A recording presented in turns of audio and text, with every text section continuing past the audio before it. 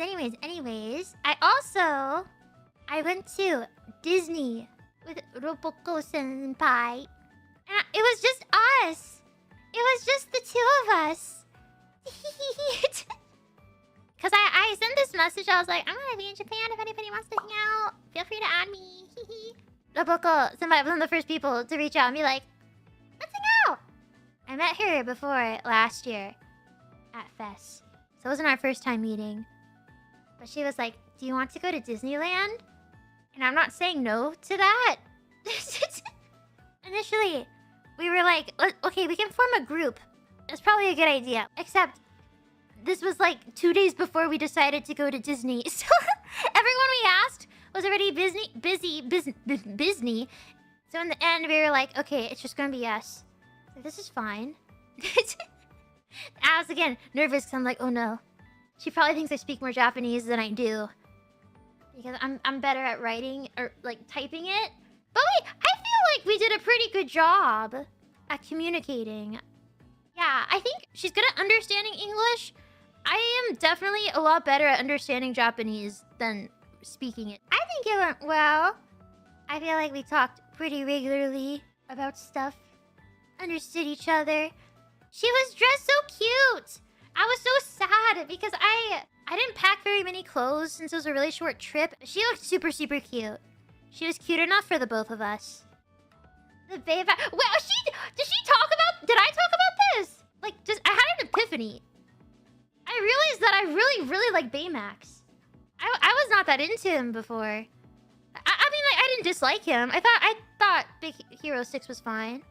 So I bought a lot of Baymax stuff. I bought cute bowls and chopsticks, and I bought a plushie, and I was close to buying more stuff. It was so cute. I was so happy.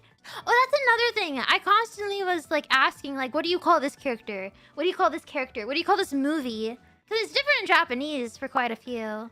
Even when they have the same name, you know, they pronounce it a bit differently. Oh, yeah! She told me what Beauty and the Beast was. I don't remember. It was like Bijou to... I don't remember. And then I was like, oh, in English, Beauty and the Beast.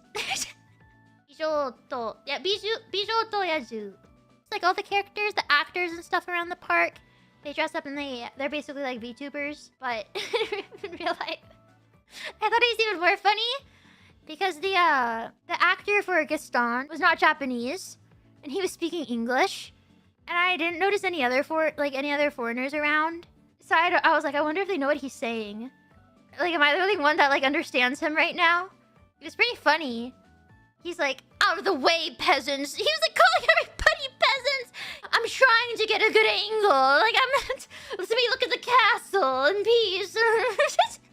But Roboko, she also pointed out, she said, in Disneyland in Japan, you don't really see any villain themed stuff. Like, there's not really villain merchandise. You don't see the villains, you know, dressed up around. That in America, they are there. And people, like, go around and they wear merchandise and t-shirts that have the villains. Because people really like the villains. But in Japan, not so much.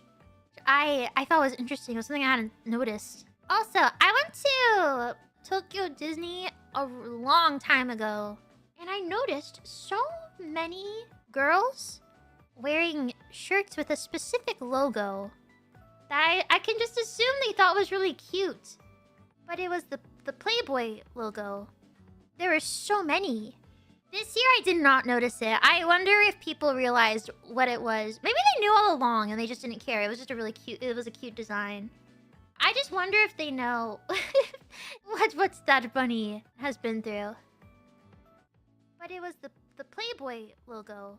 There were so many. This year I did not notice it. I wonder if people realized what it was. Maybe they knew all along and they just didn't care. It was just a really cute, it was a cute design. I just wonder if they know what that bunny has been through.